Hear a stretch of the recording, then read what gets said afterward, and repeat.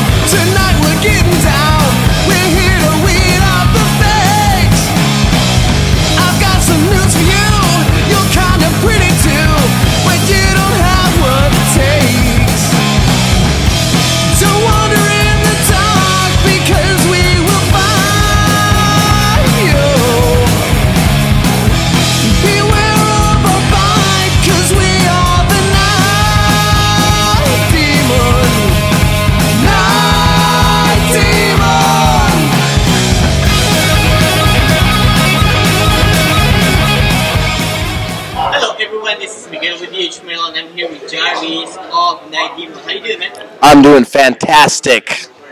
Alright, this is your first full North American tour. How has been the tour? How did the road has treated you guys so far in this 2 weeks and a half, 2 weeks that you guys been? Pretty good. It's pretty good. A lot of driving, a lot of scattered. The first part of the tour is pretty scattered. The routing's very funny, you know. But it's been working out pretty good. Definitely touring with Raven is cool. You know, we got to do. We met them last year, 1 year ago. When they toured Diamond Head, we were fortunate enough to be on 3 of the West Coast shows. And then we ended up playing with them in Spain about 6 months ago at the Pounding Metal Fest in Madrid. And that's kind of where we got talking about it. You know, we were backstage and we're like, hey, let's do something. You know, let's do something together. And this opportunity came up where they were going to tour with Empire of Evil, which is a couple of the guys from Venom, and they were looking for a support act, and of course we signed on. But something, you know, the agency fell through, and then Empire of Evil couldn't get over here, so we just did this ourselves. It's a total DIY thing. We booked the tour ourselves. The 2 bands booked this tour, you know.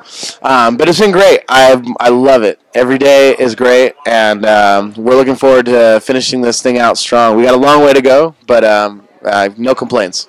Well, I mean, knowing, and I understand this being your first North American tour, from the places that you guys have visited so far, which one has been the most interesting, and which one has been the weirdest? The weakest? The weirdest. The weirdest. Oh, man. Probably the... I would have to say that the most interesting and weirdest is the same, you know? I mean, I don't know. We played Las Cruces the other night, you know, which is, you know, basically like the extension of El Paso. And in previous bands that I've roadied for, you know, we always called El Paso, El Pass That Shit Up. Because there were never good shows, you know? But Las Cruces is great. It's right outside of El Paso. We played this venue. The promoter's name was Bong Man. He's like a legendary weed guy out there, and like... It was like a BYOB. You could smoke weed in the place. I mean, it was crazy, man.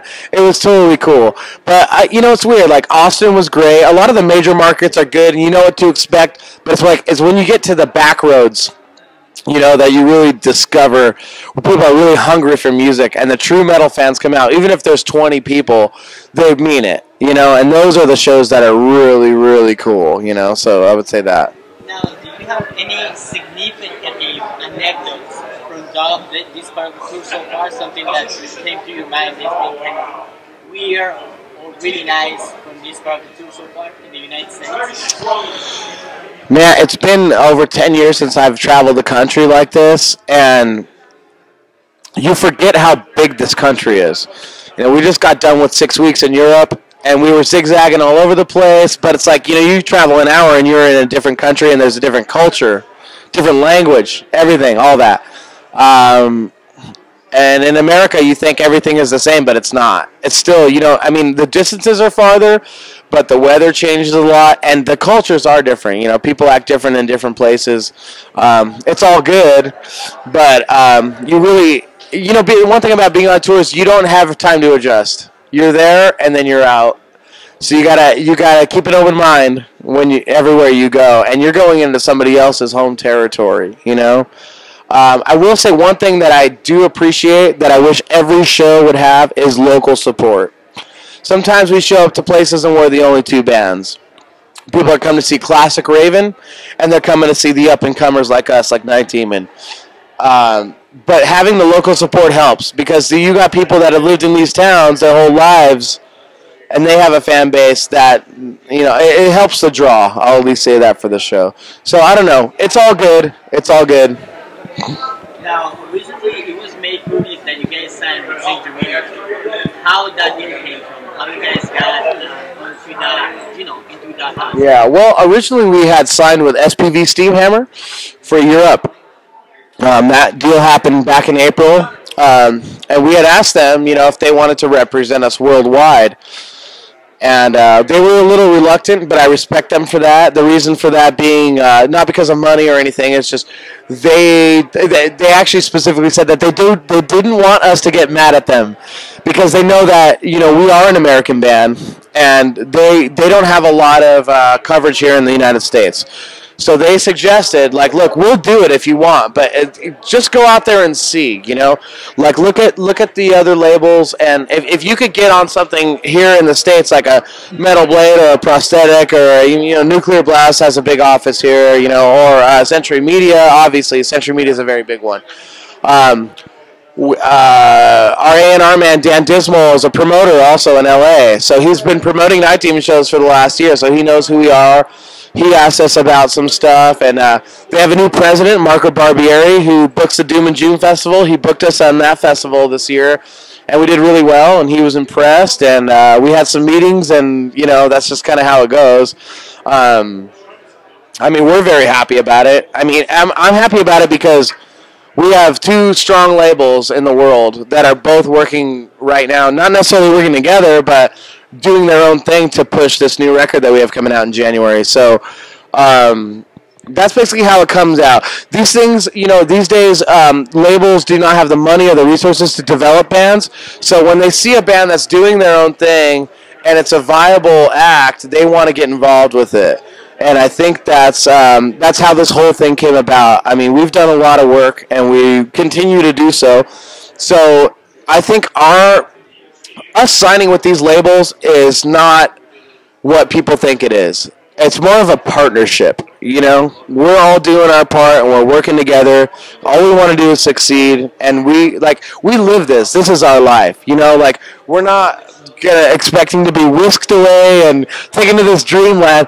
It's day to day. This is our life. We're here tonight in Arizona, and it's it's all about tonight, So I think that's the attitude we have, and I think that's the attitude that Century Media and labels like that appreciate, because they know that we're not waiting around for them and asking them, what are we doing, So that's how that whole thing happened. It's a natural progression.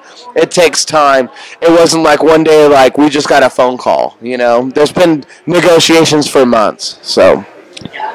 Now, 19 tour Europe back in, last April or May, before even touring the United States in a full state. How do you compare playing in Europe in contrast of playing in the United States? You know what? I think I would be able to better answer that question a year from now, because we're going to be touring so much more in the United States. The general consensus is that European audience are much more passionate about what's going on in heavy metal. I don't think that's necessarily true. There's a lot of fans in the United States that love heavy metal. I think in Europe, there's a lot of places that we go to that are smaller, that are starved of entertainment in general. Okay? So that's when you see people go crazy. You know what I'm saying? So I think in America, everything is oversaturated and we can have what we want when we want it. So I think they're a little less reluctant to that. But at the same time, we're on tour with Raven right now. It's Raven and Night Demon, And it's bringing heavy metal to the masses. And if 10 people show up, which can happen, these are the most 10 hardcore motherfuckers you ever met. You know what I'm saying? So I think the audiences we've attracted have been great here. I think on Europe it's on a larger scale. But at the same time, I think it's just as important here. Now, with the signing and the tour out of the way, are there any plans for a full studio album? Because I know that you guys. Oh yeah, oh yeah. No, no, no. It's done. It's complete. It's finished. Yeah. Well, you can tell us about it. Okay, so the album's titled "Curse of the Damned." I'll give you an exclusive here because this has not been seen. I can show you the cover art here. But anyway, we recorded this back in August. We took 6 days to do it. It's bare bones. One guitar track, one bass track, drums, no headphones, no click track, all in the same room, bleeding through. We just overdubbed the guitar solos and the vocals. It's very raw. It's much more like our live show. And we prefer it that way. It's going to be released in mid-January in Germany, late January all of Europe, and the first week of February in North America, South America, Japan, through Century Media. SPV is obviously doing the European and German releases. Sorry, I'm looking for this while I'm talking to you. But it's called Curse of the Damned. It's got 11 songs on it. 11 brand new songs. We originally wanted to re-record some songs from the EP because we think that those songs are really strong. But the EP now is like on it's on its 6th pressing. High Roller Records did a couple pressings. Reinig Records did it. Shadow Kingdom pressed it. So we feel that the EP now, like, it stands on its own as an official release. So we decided to do the 11, new songs, brand new songs. And there was a cover of Riot's Road Racing on there as a bonus track. And I think there's also, we did re-record the song The Chalice, and that'll be on there. But those, like I said, those are all bonus tracks. I can't even find this. Okay, no, you don't get an exclusive. Sorry. I don't even have it on here. But anyway, it's good. It's called Curse of the Damned. The artwork is sick. We're very excited about it. We've had these songs for a while. We recorded the album a year ago. And we took 3 months to do it. And at the end of the day, it just didn't sound like us. And we were not happy with it. So we just scrapped it all, went and toured Europe, came back this August and did it in 6 days live. It was just too produced. We used the click tracks and it was, I think we wanted to step up our game from the EP. The EP is just a good demo, So we wanted to step it up, but we went too far, You know what I'm saying? It didn't sound like us. So we went back to the grassroots of it, and it is what it is. And I'm really excited about it. I'm excited about it coming out the first of the year, too. I think it's going to stand up through the year. I mean, I want this to be album of the year. I know that's a bold statement from a new band, but, I mean, there's some honest, good shit on this record, man. Like, if you want to talk about, just real rock and roll, heavy metal, we have definitely written these songs, and we've brought it on this record. Now, you got the tour in Europe, you got the tour in North America, and you're a signed band. That's 3 things that many bands in this business today cannot dream of. Even though that the game changed, bands still want to do that. What is your advice for new bands that are looking into, getting to their game out there?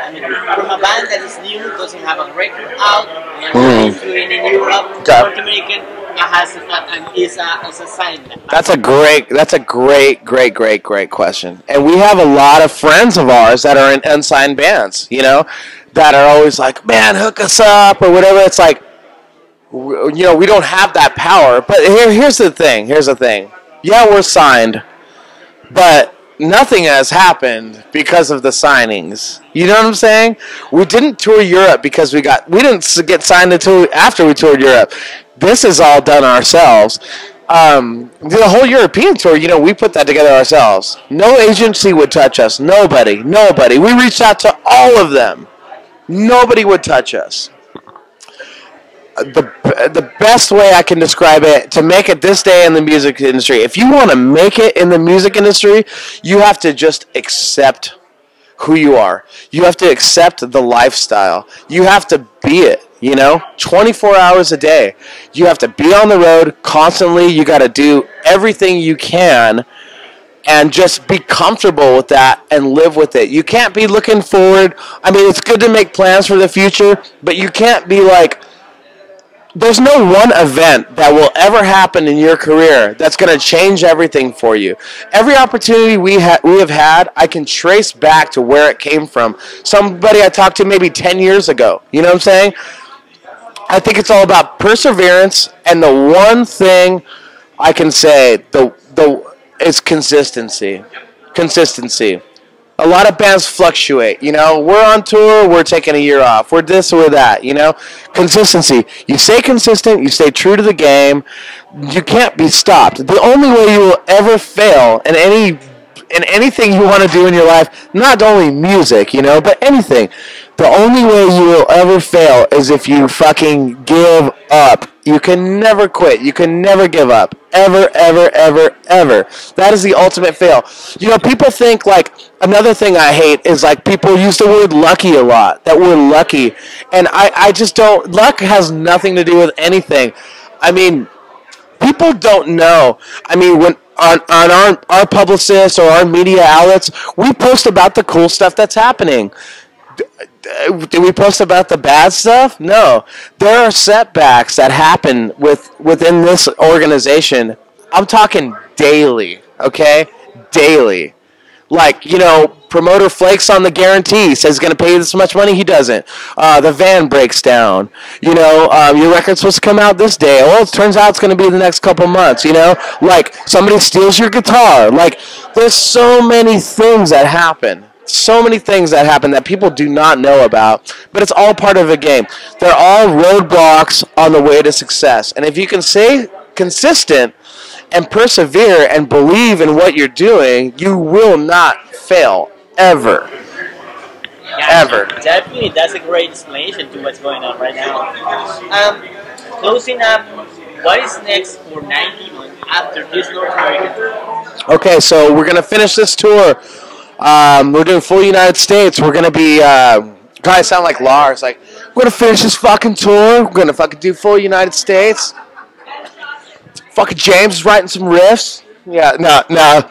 Getting back in the studio. No, but no, really, like, I love you, Lars. I really do, man. I really do. A lot of things would not have happened for that if it wasn't for that man.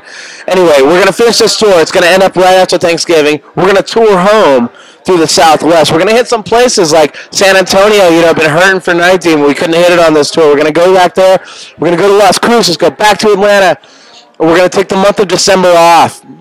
We're going to head back east. We start a tour with Skullfist and Elm Street in Albany, New York in the fucking dead of winter. January 2nd, man, upstate New York. We're going to be balls deep in snow. We're traveling all through the north, doing the whole month of January in the U.S., coming back home at the end, doing a record release show. We have 5 days off. We're going to Europe for 3 months. We're doing the Metal Assault Festival in Germany. We're doing the very Heavy Fest in the Netherlands with Raven and with Satan. It's going to be great. We're doing that. We're doing the Colanda Metal Fest in Switzerland with Crocus. We're going to come back and we're going to hit the road right again and do an extensive United States tour where we will hit all of the greater 48 states for probably about 2.5, maybe 3 months. Like, we're probably going to, if we don't, you know, things come up. You know, we'll get maybe a support package. Queensryche's putting out a new record. I know we're label mates. Todd Latour has been trying to give me some vocal lessons online, so I hope that happens. I would love to do a Queensryche tour. But if anything, you know, we'll just go out on our own and do this thing. And, like, our goal is to stay on the road and be the ultimate road dogs and just bring it to the people. Anywhere they want it, we will fucking be there. And that's it, man. It's like, you know, you have to plan ahead. You have to look to things. And then we'll probably go to Europe again in the fall and then start writing a new record, you know, keep pounding them out. All right, Jarvis. All right.